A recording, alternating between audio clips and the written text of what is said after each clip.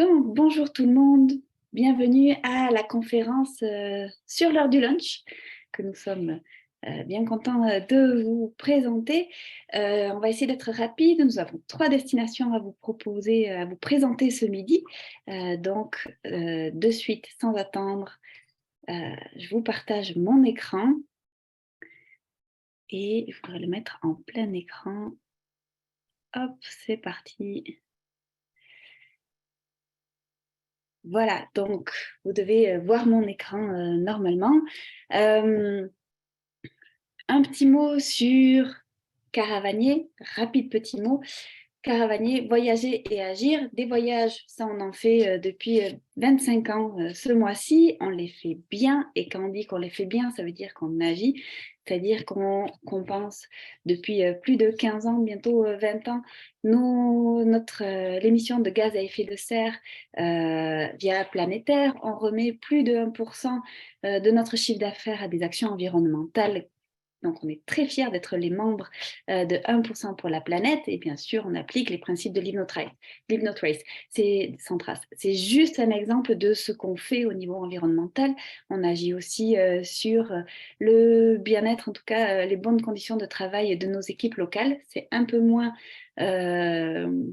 applicable à l'Europe, donc je ne vous en parle pas ce midi parce qu'on n'a pas d'équipe locale, on fait tout en direct.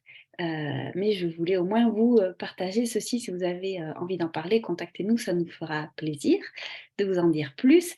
Et de suite, on rentre dans le vif du sujet. Mais avant ça, juste pour vous dire, moi, quand je partage mon écran, je ne vous vois plus.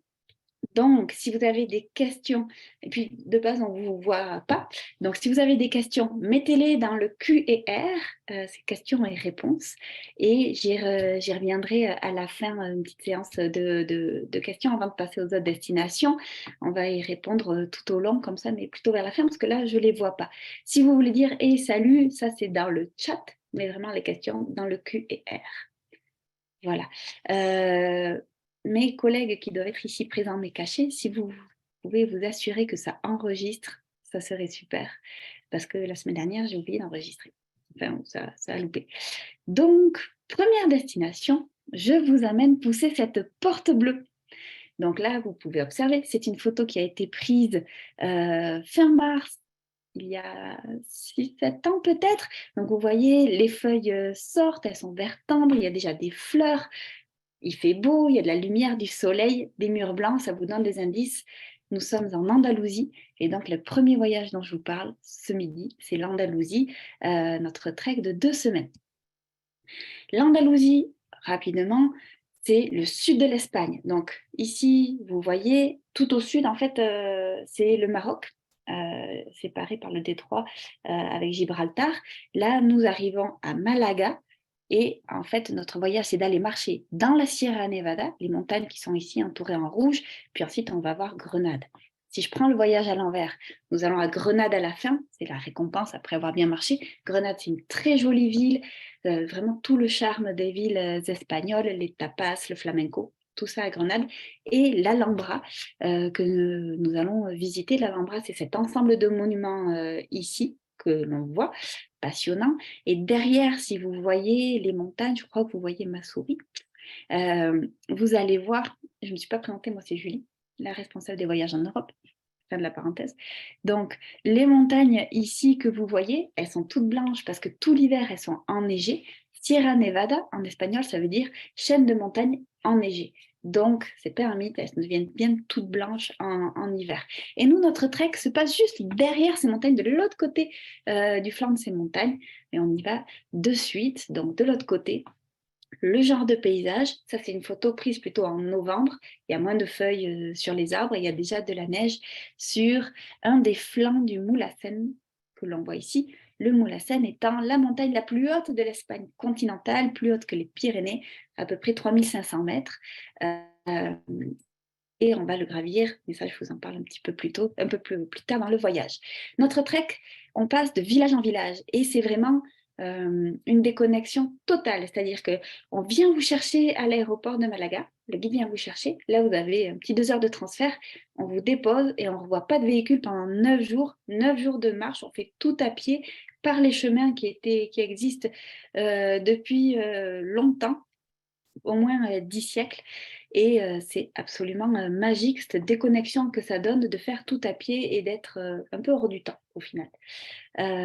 Premier village, je vous en parle, je ne vous dirai pas, je ne vous présenterai pas chaque hébergement, mais je vous parle un petit peu du premier hébergement parce qu'il est spécial, il a un charme fou. On y est très bien reçu, les déjeuners le matin sur la terrasse au soleil sont absolument superbes.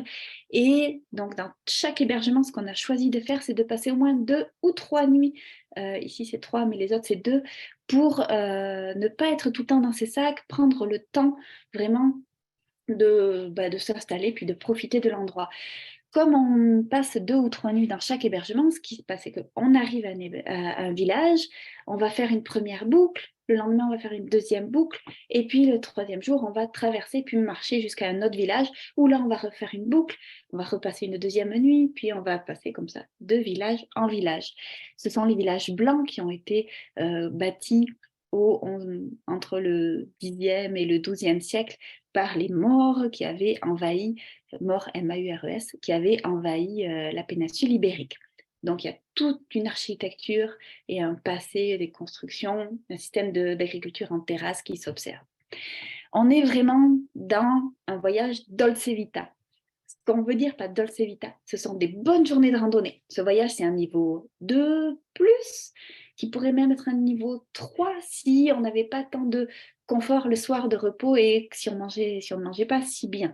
Donc le soir, on mange au restaurant, le midi, on se fait des super pique-niques, puis il y a toujours un vrai lit le soir qui vous attend, une douche, euh, généralement chaude. C'est rare qu'elle ne le soit pas, de l'électricité, donc c'est plutôt confortable, on est en occupation double, mais on marche bien la journée.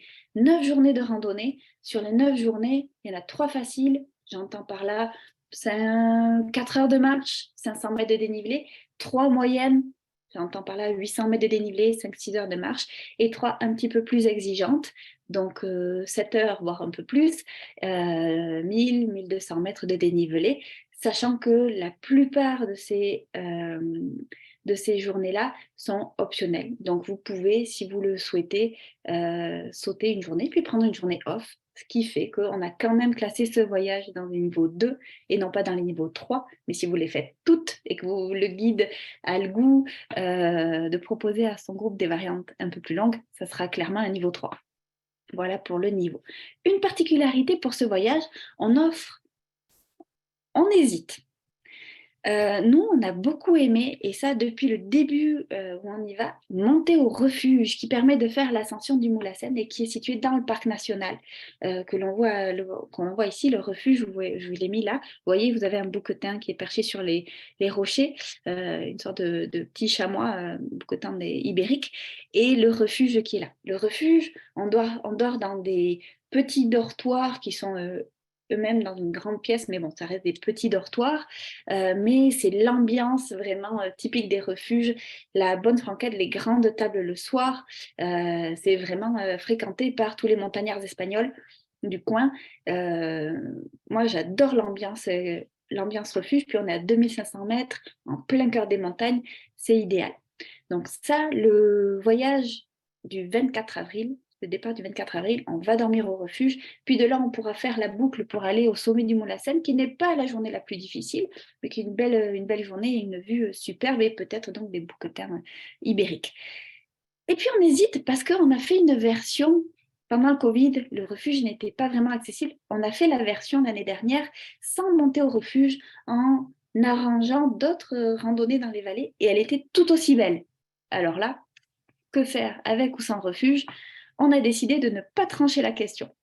Le premier départ du printemps, celui où il y a le plus de risque d'avoir encore de la neige sur les sommets, c'est le 10 avril. Celui-ci, on le fera sans le refuge. Donc, sans le refuge, pour être tout le temps en occupation double, très belle randonnée le 10 avril, l'ambiance refuge et le sommet du Molassen le 24 avril. Voilà. Pour l'automne, ça reste à décider, ça va dépendre des premières inscriptions. Voilà ce que je voulais vous dire.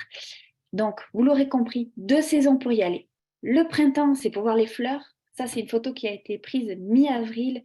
2018, si je ne me trompe pas. Donc, les arbres fruitiers sont en fleurs, c'est magnifique, puis toutes les fleurs dans les champs. L'été, on n'y va pas, il fait trop chaud. L'hiver, on n'y va pas, il fait trop froid, il y a trop de neige, hein, puis tout est fermé. Les hébergements sont fermés. Donc, on y va aussi à l'automne pour manger tous les fruits qu'on a vus sur les arbres fruitiers qui étaient en fleurs. Ils sont en fruits à l'automne, donc on en profite entre septembre et octobre. Voilà. Donc ça, c'est rapidement l'Andalousie, notre voyage de 2 semaines. Ce voyage-là, il existe aussi en version liberté. En version liberté, ça veut dire que vous choisissez de vos dates qui vous conviennent, vous montez votre groupe. Un groupe, c'est à partir de 2 personnes. Et nous, on s'occupe de toute la logistique. C'est-à-dire qu'on s'occupe qu'il y ait un taxi qui vienne vous chercher à l'aéroport, qui fasse les déplacements. Tous les hébergements sont réservés. Les repas, bon, c'est facile d'aller au restaurant ou d'aller à l'épicerie faire les pique-niques, donc ça, c'est à votre charge. Mais vous avez un document qui vous explique tout le détaillé de comment s'organiser chaque jour. Au troisième arbre, vous tournez à droite, vous suivez tel chemin, puis vous avez les points GPS. Donc ça dépend des disponibilités des hébergements. Vous montez votre groupe, toujours pareil, printemps, automne, quand ça vous arrange. Voilà, ça a été la première présentation express assez rapide. J'ai parlé un petit peu vite, je voulais m'assurer d'avoir le temps de vous parler de l'Andalousie et je vais bientôt passer la parole à Richard qui va vous parler de la deuxième destination. Je jette juste un coup d'œil, Richard, à la première question. Les bagages sont effectivement transportés d'hébergement en hébergement. Vous ne portez que votre sac à dos de la journée. Et ça, c'est valide pour tous les voyages dont on va parler, sauf pour monter au refuge et pour en redescendre, où on rajoute juste un rechange et puis un drap d'auberge et votre brosse à dents dedans. C'est pas trop lourd. Et on se partage le pique-nique. Voilà. Richard, je te passe la parole et je coupe mon micro.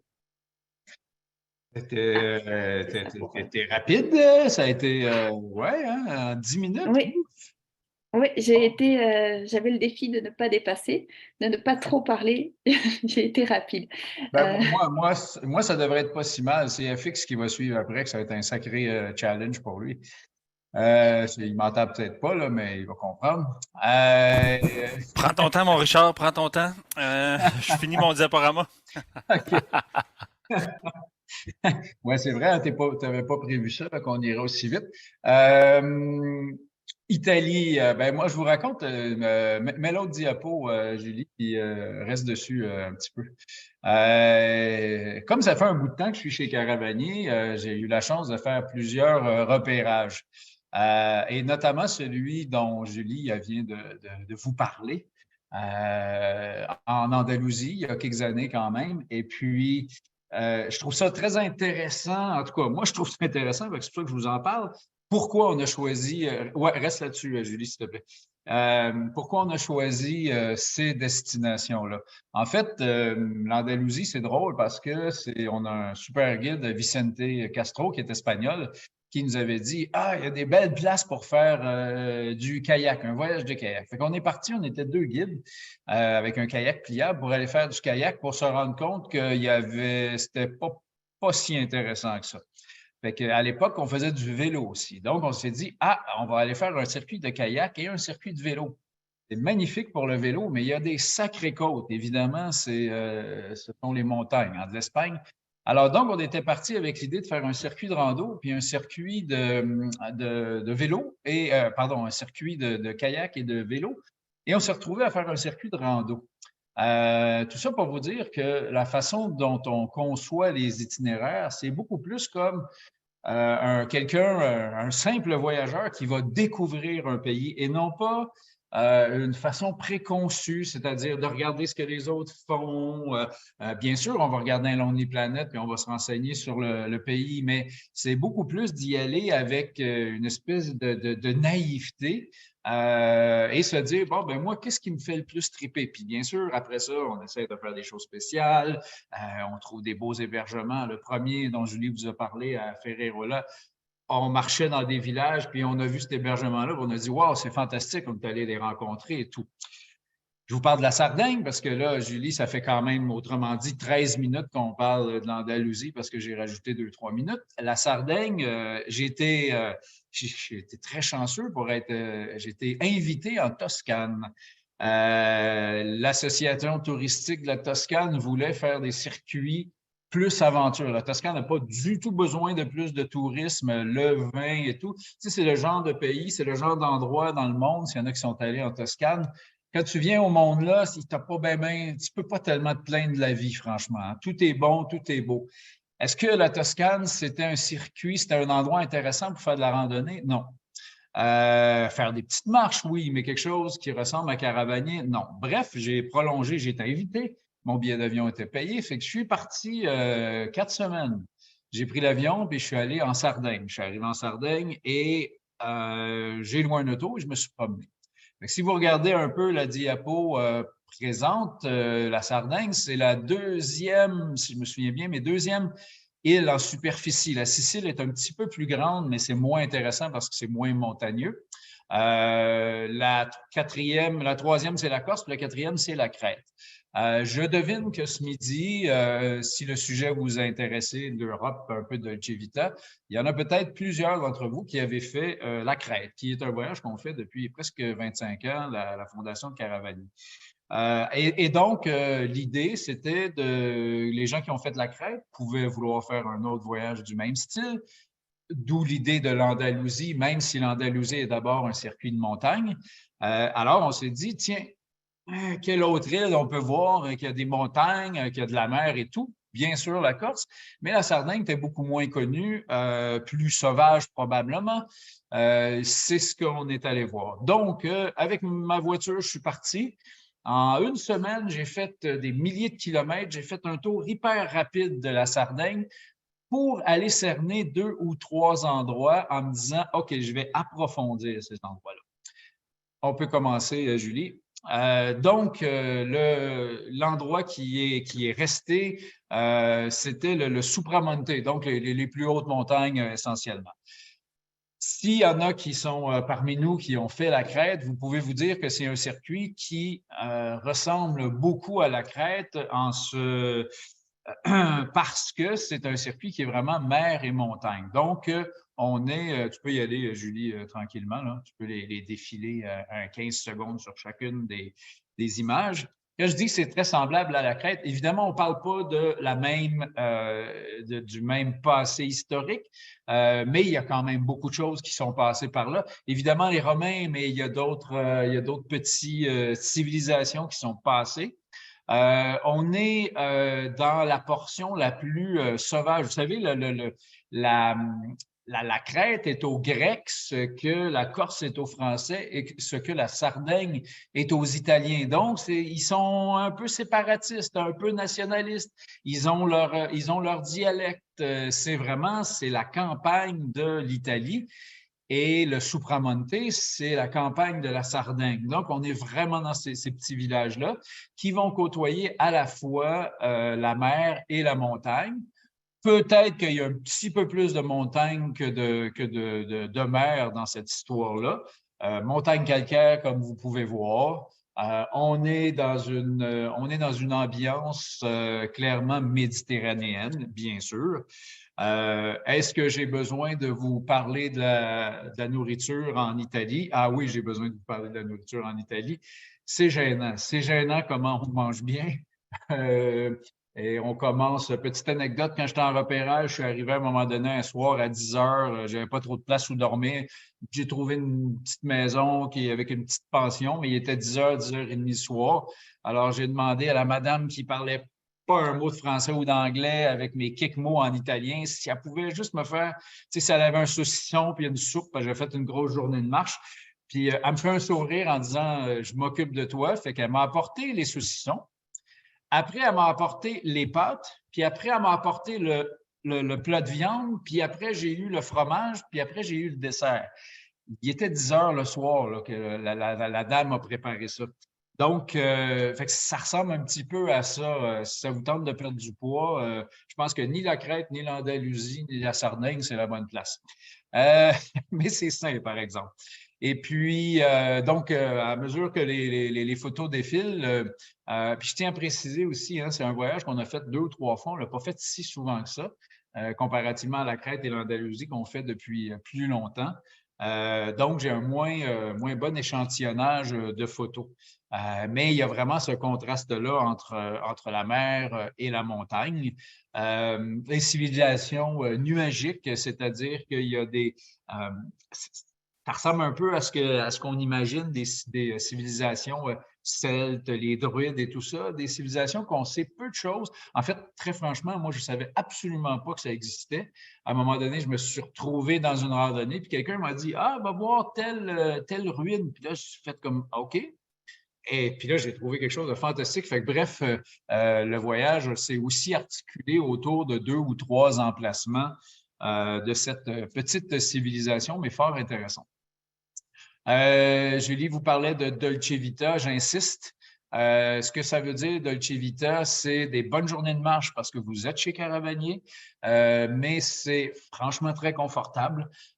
Et souvent, ça va être appelons ça des endroits ici, ça ressemblerait à des tables champêtres, de l'agrotourisme. C'est souvent des fermes qui ont quelques chambres et qui servent leur nourriture. Donc, il n'y a pas tant de choix, il y a pas de choix au repas, hein. Ils vont vous servir ce qu'ils ont. Mais c'est tellement bon que, de toute façon, c'est ce qu'on choisirait si on était au resto. On dit que du côté du Supramonte, dont le golfe des Oro, là, les noms m'échappent parce qu'il y a eu la pandémie, puis je n'étais pas allé 2 ans avant, fait que ça fait quelques années, que c'est l'eau la plus bleue de la Méditerranée. Bon, est-ce qu'elle est en Crète? Est-ce qu'elle est en Sardaigne? Est-ce qu'elle est en Corse? Elle est magnifique. Donc, on va avoir des marches sur le bord de la mer, on va pouvoir se baigner à plus forte raison au mois de septembre, septembre ou octobre, là, les dates où on y va, parce que l'eau a réchauffé, donc on parle que l'eau est à 23, 24, 25 degrés, donc très, très confortable. On va moduler les randonnées selon la température. Hein. Si on fait ça dans toutes nos destinations méditerranéennes, s'il fait très, très chaud, on part pas trop tard le matin, on s'arrête 3-4 heures entre 11 heures et 3 heures l'après-midi sur le bord de la plage, à l'ombre, on s'apporte un lunch, puis on peut se baigner et on va repartir vers 3-4 heures pour marcher encore 2 ou 3 heures, mais c'est pas grave, on profite de la bonne météo et on n'a pas si chaud que ça. Donc, ben voilà, Julie, c'était le 22, là, je fais ça 11 minutes. Ça, c'est la dernière randonnée. La photo ici, c'est la dernière randonnée qui est franchement une des plus spectaculaires et je suis convaincu qu'il y a des gens qui sont venus en Crète et vous allez retrouver dans cette photo-là l'ambiance de la place. Alors, tout est abondant. Les paysages, les gens sont comme les gens de la campagne un peu partout, un peu dur d'approche, mais très sympathique si on se donne la peine. La nourriture, je vous l'ai dit, c'est des bonnes marches. Et puis, est-ce qu'il y a une question ici? Dénivelé. Oui, il y a des dénivelés. Je pense que ce n'était pas ça la question, hein, Julie? Quels sont les dénivelés? Je dis toujours qu'en montagne, il faut surtout compter le nombre d'heures de marche parce que si on a des forts dénivelés, bien, on va peut-être marcher le même nombre d'heures, mais on ne va pas faire le même nombre de kilomètres. Alors, on parle de 5-6 heures de marche. La difficulté, c'est pas ça. Je vous dirais que je pense que la plus grande difficulté, ça pourrait être la chaleur, quoiqu'au mois d'octobre, franchement, on met les chances de notre côté. Sinon, le terrain est calcaire. Ceux qui connaissent les textures de roche, ça ne glisse pas du tout. Même s'il pleut, ça ne glisse pas. Par contre, si vous tombez, vous allez trouver que ça râpe en tabarouette. Et il y a aussi des cailloux un peu comme en Crète. Hein? C'est 2 îles de la Méditerranée, ça se touchait avant. Donc, fait que c'est plus ça la difficulté. Mais sinon, je vous dirais entre 4 et 700 mètres, il y a peut-être une journée, on fait une magnifique gorge. 700 mètres, cette journée-là, ce n'est pas des dénivelés aussi fortes que la crête. Pour vous donner une idée, là, les gens qui ont fait les voyages, moi j'ai fait le repérage, mais je ne l'ai pas guidé. Mais les gens qui ont fait les voyages mettaient ça à peu près du même niveau que la crête. Ça dépend des journées, mais c'est clairement un circuit du même niveau que la crête. Puis là, il y a FX qui va vous parler du Portugal, un circuit qui est tout nouveau, je ne sais pas s'il existe vraiment, mais vraiment, c'est tout nouveau. Mais moi, je fais juste vous dire, si vous n'étiez pas là la semaine passée, allez voir le Monténégro. S'il y a une nouvelle destination, s'il y a un circuit hallucinant, plus de type montagne, ça vous tente d'aller en Europe et vous ne connaissez pas, allez voir notre page sur le Monténégro. Non, on a oublié d'enregistrer la conférence la semaine dernière. Allez voir. Sérieusement, là, vous allez vous dire dans 15 ans, ah, moi, j'étais au Monténégro dans les premières années que ça s'est développé. Jetez un coup d'œil là-dessus. La Sardaigne aussi. Bon midi, tout le monde. Merci. Merci, Richard. Donc, je viens de terminer mon diaporama parce que oui, c'est du tout chaud. Alors, je partage mon écran. Julie, tu vas juste me confirmer que c'est le bon écran des deux, s'il te plaît. Donc, on voit ça. Et ensuite, je vais le mettre en lecture. Est-ce que c'est beau? Oui, c'est le bon. C'est le bon, parfait. Excellent. Donc, je vous parle du Portugal. C'est un petit nouveau, en fait, qui est dans l'incubateur en ce moment, puisqu'on n'a pas abouti jusqu'à la fin. Mais c'était pour vous donner un peu l'eau à la bouche. Vu qu'on prévoit un départ en octobre prochain, on s'est dit, bon, on a le temps d'attiser les gens puis d'éveiller la curiosité. Donc, j'ai fait un repérage récemment, en octobre dernier, dans un contexte familial, je tiens à le dire, parce qu'en épluchant mes photos, je me suis dit, merde, il n'y a pas beaucoup de photos sans ma blonde ou les enfants. Mais bon, ça reste qu'on peut se projeter quand même là-dedans. Alors, si je fais un topo des régions qui nous intéressent au Portugal, eh bien, on est principalement dans le nord. Donc là, peut-être j'aurais dû mettre une carte de la péninsule ibérique, là, mais si vous êtes capable de vous géolocaliser, on est dans le nord du Portugal, on est sur une arrivée aller-retour de Porto, et il y a deux endroits qui nous intéressent pour la rando, en particulier ici le parc de Peneda Gerês, je pense que je prononce bien, et la région viticole du Douro. Donc, je dis viticole, mais c'est pas tant l'accès vin qui nous intéresse, c'est plutôt l'accès bucolique, randonnée qu'on retrouve autour de ce super fleuve qui est le Douro.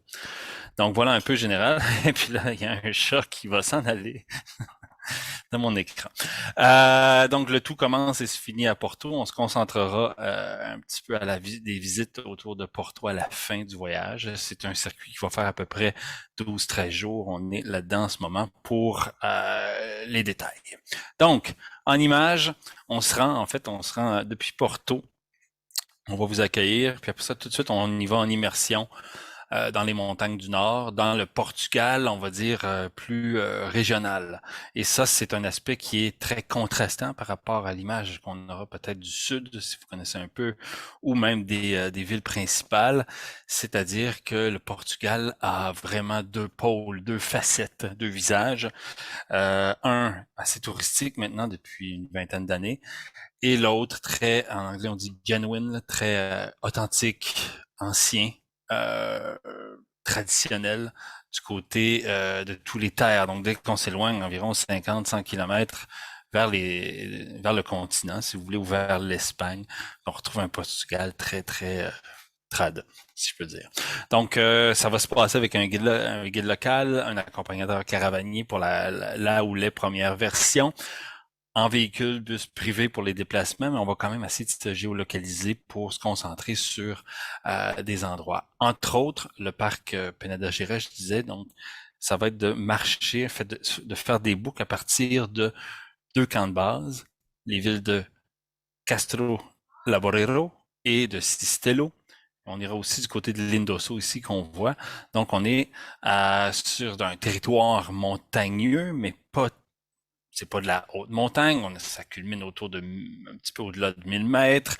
C'est des dénivelés qui sont moyens, voire des fois faibles. C'est pas tant ça l'esprit qu'on veut aller chercher. C'est plutôt des randonnées bucoliques qu'on retrouve de village en village. C'est vraiment la particularité. Il faut savoir que le parc de Peneda Gerês a été créé en 1971 par le gouvernement portugais. C'est le seul parc national officiel là-bas. Et depuis donc 50 ans, un petit peu plus, eh ben, tout développement des villages, tout développement des routes, etc., a été très limité dans la perspective justement que c'est un parc. Donc, ils n'ont pas sorti les gens de là, mais ils ont vraiment gardé l'aspect ancien et tout le patrimoine historique qu'on y retrouve. Entre autres, ici, quelques images typiques, là, c'est-à-dire les greniers de séchage qu'on retrouve dans cette région-là. Du Portugal. Donc, qui sont sur pilotis à l'extérieur et qui ont tout un système de protection contre les animaux. Donc, on voit un peu ces espèces de cylindres là qui viennent faire un plafond qui permet d'isoler le grain de toutes sortes. Donc, l'idée est marcher de village en village, mais à partir de camp de base. Quand je dis camp de base, c'est des villages hôtes, si vous voulez. Donc, Cistello, Castro Laborero, on va pouvoir rayonner à partir de là. Et on se retrouve dans un univers vraiment moi, c'est drôle parce que quand je faisais ce repérage-là, j'arrivais du Népal. Et au Népal, on a beaucoup de villages anciens construits en pierre, des petits chemins comme ça. Oh, pardon. Et j'ai eu l'impression au Portugal de retrouver un peu cette même ambiance-là. Finalement, de comprendre que les cultures de montagne se ressemblent un peu partout dans le monde, mais qui ont peut-être évolué ou progressé à des rythmes différents. On dirait que dans la région du Peneda Gerês, c'est ça.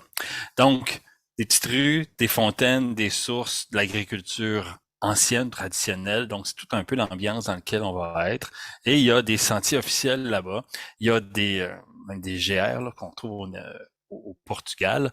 Et donc, on va se retrouver soit en milieu, on va dire villageois, puis en milieu montagnard, comme ça. Mais vous voyez la proximité quand même des communautés. Donc, l'idée, c'est de relier ça à pied et d'être dans cette ambiance-là. Ça reproduit vraiment bien l'ambiance qu'on retrouve dans le parc.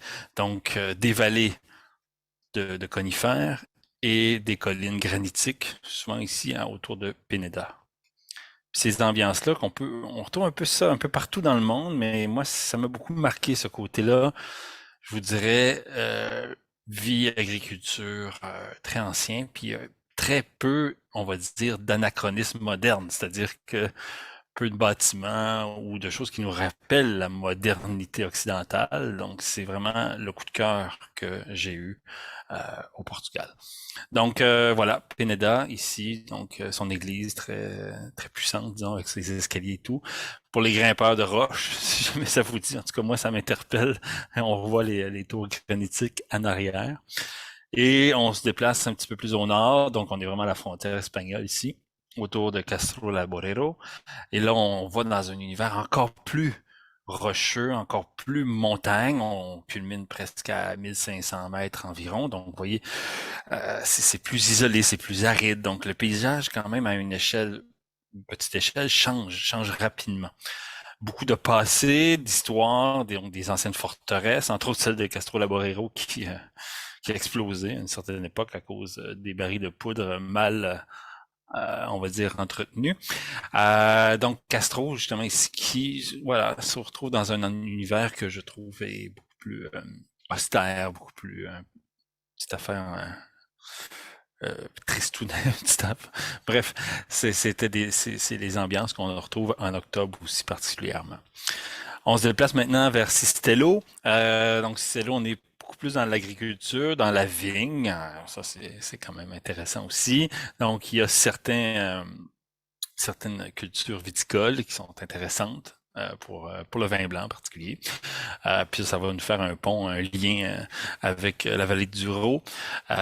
Donc tous les Portugais, je pense, produisent leur vin d'une manière ou d'une autre, là. Alors voici quelques exemples de ça. Donc ça fait partie aussi des randonnées qu'on va proposer dans les boucles. Et là, on est peut-être plus dans un univers agricole, terrasse et autres. Au niveau de l'hébergement, ben on va favoriser là-bas, c'est un peu comment dire, on appelle ça des casas particulares à Cuba, des casas rurales aux Canaries. Donc, c'est des petits hébergements, des petits gîtes, si on peut dire, qui se trouvent en particulier à Cistello. Donc, c'est quelques exemples de possibilités. Donc, on va répartir en fait nos gens là-dedans parce que c'est des fois c'est une chambre, 2 chambres, 3 chambres. Les villages sont très petits, donc la proximité est là. Donc, il y a une immersion aussi chez les gens qui est intéressante. Donc, on va favoriser vraiment l'hébergement en gîte dans la région de Peneda Gerês. Gerêche, pardon. Donc, vous voyez, il y a toutes ces appellations, casa, de toutes sortes. Donc, on est vraiment dans... C'est très mignon, c'est très charmant. Et c'est le plaisir aussi d'être en immersion dans ces communautés-là pour partir et revenir de chaque rando. Donc, ces images de Cistello. Voilà, donc, chemin de pierre, en sentier ancien, sur la prochaine photo. Donc, voilà, des dénivelés, moi, j'ai pas encore qualifié là, le niveau de difficulté, mais je pense qu'on va être entre 1 et 2 à peu près. Donc, c'est vraiment entrée de gamme, là, si on peut dire, dans l'univers de la rando. Il y a un côté très épicurien aussi, parce que le volet resto, cuisine locale va être mis de l'avant. Donc, même dans des petits villages comme on voit ici, Cistello, hein, avec les terrasses et tout, on retrouve quand même 3-4 bonnes adresses en saison. Donc, ça, c'est intéressant. Voilà. Donc, on est dans les collines autour de Cistello. C'est l'ambiance qu'on va retrouver. Donc, vous voyez ici un enfant peut le faire, donc ça va peut-être orienter la cotation du voyage. Des moutons aussi peuvent faire cette rando. Donc, on est vraiment, dans l'ambiance ancien ici des bergers avec la vache qu'on retrouve. Là, j'oublie le nom, là, mais une vache typique qu'on retrouve dans le nord du Portugal. Donc, c'est vraiment ces ambiances-là qu'on va retrouver dans le Penedra Gerêche. On se déplace ensuite en fait, il y a un croche vers la côte qu'on s'y rend. Donc, je vais quand même dire qu'il y a un volet maritime, un volet mer à ce voyage, un co-volet, mais quand même. Et toute la portion du Douro, donc je l'ai pas mis en image parce que bon, je me suis pas rendu là, mais je vous dis qu'il y a un volet de 4 jours là où on va se baser dans des communautés puis marcher autour dans la vallée du Douro. Donc la vallée du Douro, ses particularités, c'est des collines aussi, c'est une ambiance de montagne, mais on est plus dans l'univers viticole. Tantôt Richard parlait de la Toscane, mais on est un petit peu plus dans ces ambiances-là, là, très, très bucoliques, si vous voulez. Donc, photos à venir, on en va diffuser ça sur les réseaux sociaux. Et sinon, Porto. Donc, Porto qui est la ville d'entrée et de sortie de ce voyage-là. On va se réserver du temps à la fin pour découvrir une ville qui a toute une importance historique, entre autres avec le commerce avec l'Angleterre, avec le fameux Porto, donc ce vin vieilli, si vous voulez. Donc, tout ce volet-là, quand même important de la ville, et qui dit région, parce que l'on est sur le bord du Douro en ce moment, donc qui dit région de vin, dit aussi une culture culinaire qui est intéressante, donc ça va être un peu exacerbé évidemment à Porto parce que bon, le tourisme a fait effet quand même, ça fait une vingtaine d'années que cette ville-là est en expansion touristique, mais on retrouve encore une âme vraie, une âme sympathique. J'ai pu faire des bonnes recherches de restaurants ou d'ambiance à travers les petites rues, etc., qui font sortir un aspect pas trop touristique, disons, de la ville. Donc, on va donner notre couleur à ça. On va se balader, on va laisser du temps libre aussi aux gens pour explorer cette superbe ville, très charmante. Puis je vous dirais qu'elle est en plus dans une dimension à pied, c'est-à-dire qu'elle n'est pas très grande. On peut vraiment se balader dans toutes ces rues, ces escaliers, parce que c'est très en dénivelé, la ville de Porto, et tout son côté historique. Donc voilà. Je parlais tantôt de petits parallèles avec le Népal, mais on dirait que ça, les tuk-tuk avec l'univers indien, en tout cas, ça m'a rappelé beaucoup cet aspect-là. Moi, je trouvais ça très, très drôle.